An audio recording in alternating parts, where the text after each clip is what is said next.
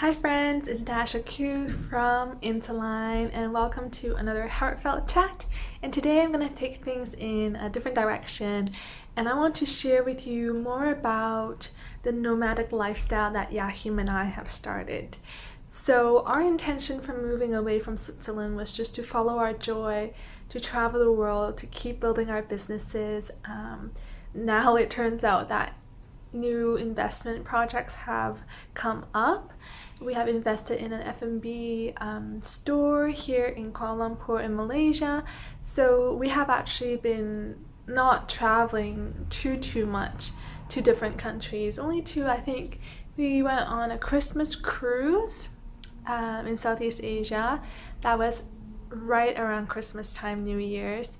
And also we were in Chiang Mai for 3 weeks before then. We went to, where did we go? We went to Phuket for just a few days for a visa run, but that was really it. Jachym right now is in Japan seeing his mom for 3 weeks, so they're doing their own traveling. I'm just here taking a look at the store that we invested in, making sure that it's running well, and then we're gonna leave. We're gonna leave Malaysia and we're gonna really start traveling a bit more. So initially our intention is to stay in each country that we visit for as long as we can with our tourist visas, so that we can have a feeling of stability. We can have our normal, routines of work, of our workout, of food, and just feel a bit more grounded. So we don't actually feel like we're traveling, yet we get to see all these places and we get to explore the world and eat wonderful food in different countries.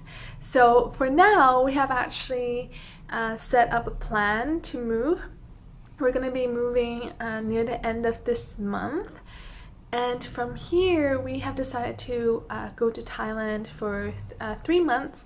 We're going to stay in Koh Samui for 3 months in one apartment, right? And then from there, we're going to go to Romania. We're going to go to Brasov for 1 month exactly. And then from there, we're actually going to visit Jachym's family. We're gonna go to his best friend's wedding. We're gonna go on our own healing detox week in the UK, and then we're gonna come right back to Asia and keep traveling.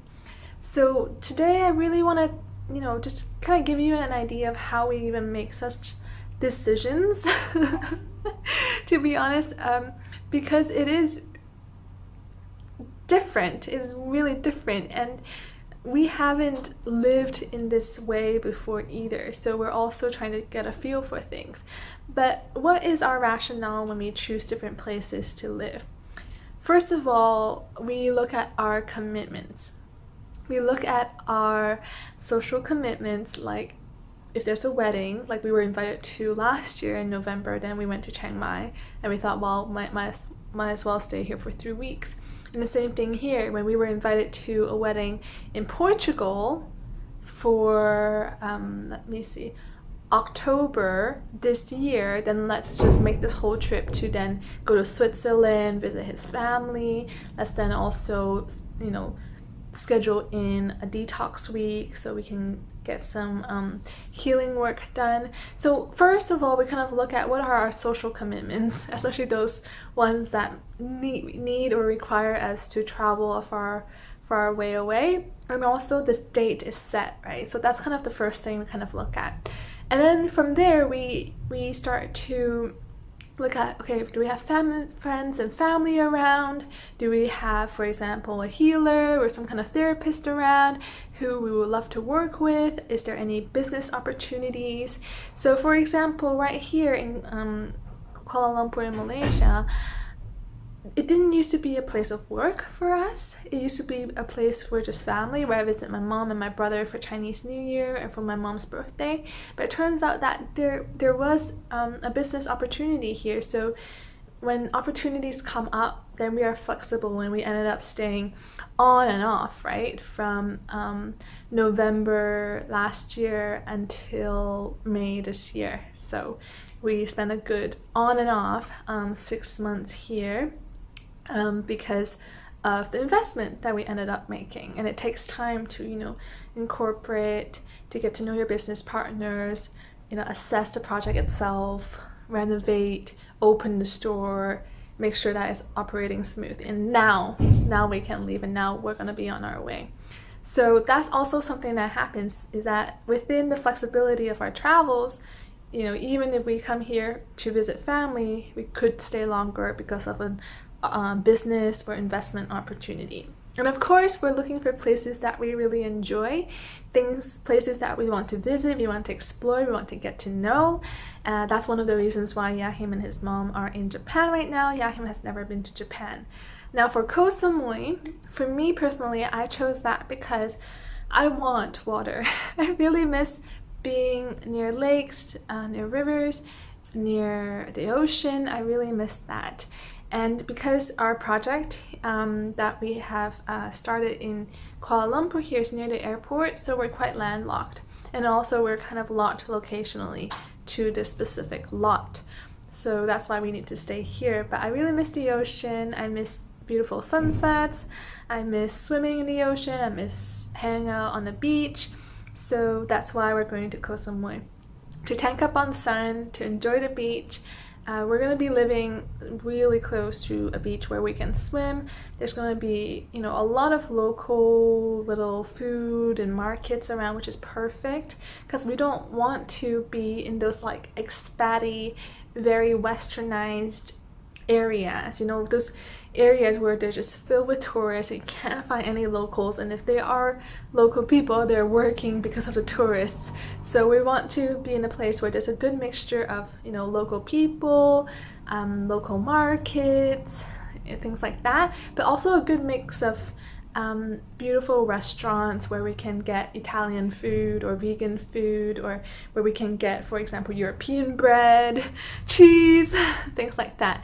So that's kind of our reasoning for moving to the specific location in Koh Samui.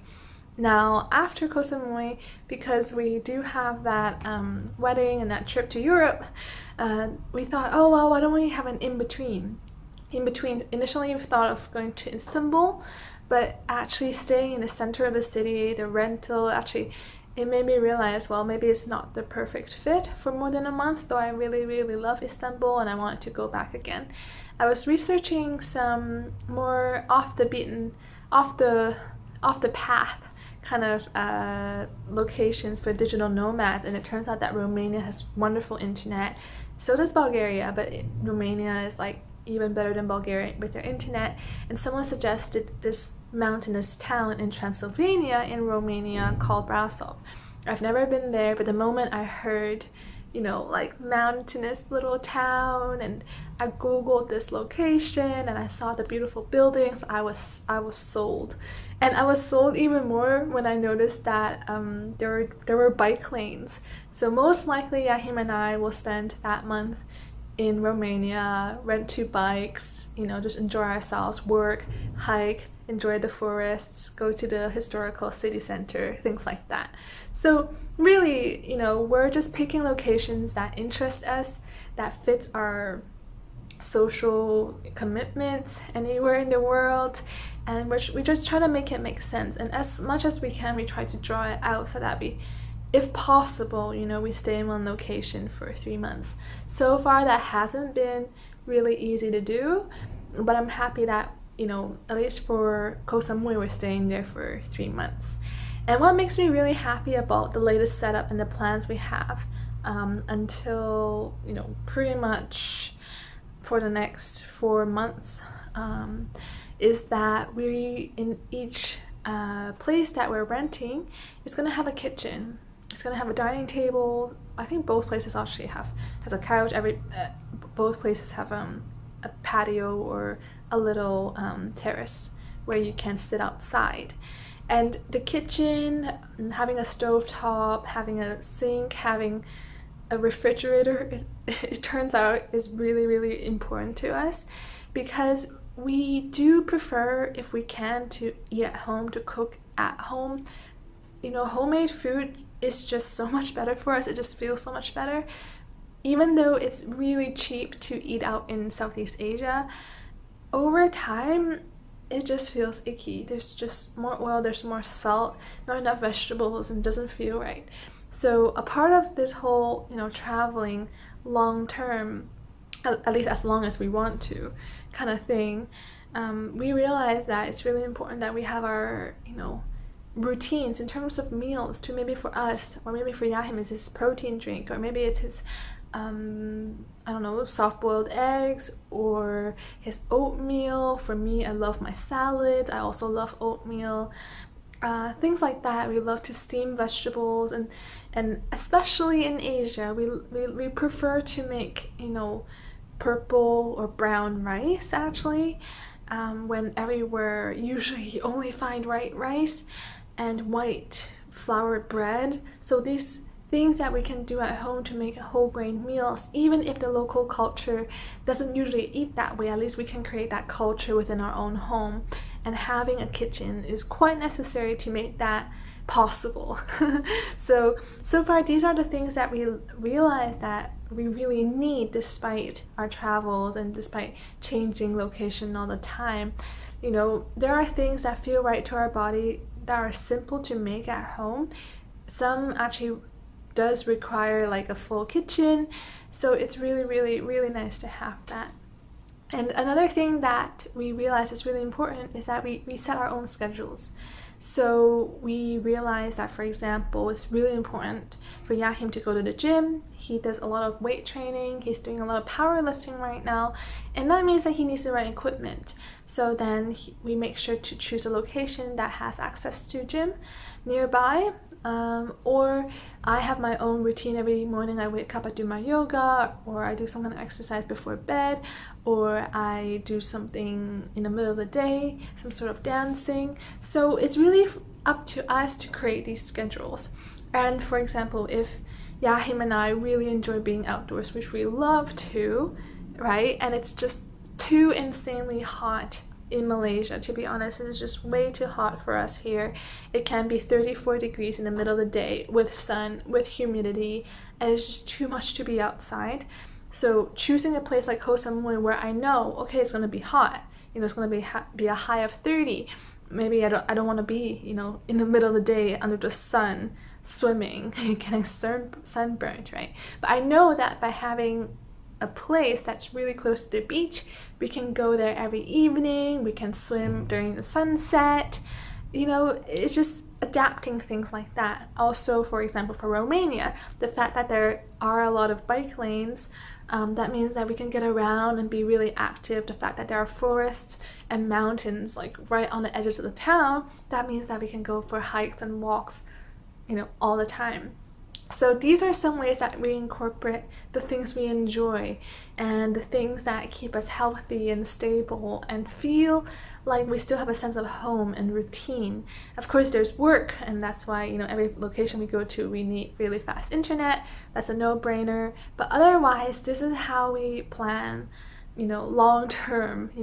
We're making plans for 6, 7, 8 months ahead, only because we have social commitments, right? A wedding, invitations like that, or some kind of training, or some kind of detox week that we have already booked ahead of time. Otherwise, we take it a lot more flexibly, and we just choose locations, countries, and a lifestyle that honestly just suits us. And the more we travel, the more we begin to realize our taste, the type of places we enjoy, what we need exactly, and sometimes it can be the simplest things, right? So that's it for today. I hope that, this has kind of given you an idea of why we pick the places that we go to, what we look forward to, and just the reasoning behind our travels, the timelines, and how we do it on a day-to-day basis and try to feel like normal human beings even though we're traveling. So thanks for watching, and let me know down below in the comments, what are your go-to routines or habits and things that make you feel at home, that makes you feel centered, grounded, stable, no matter where you are in the world and no matter what's going on in your crazy schedule. So talk to you next time. Bye!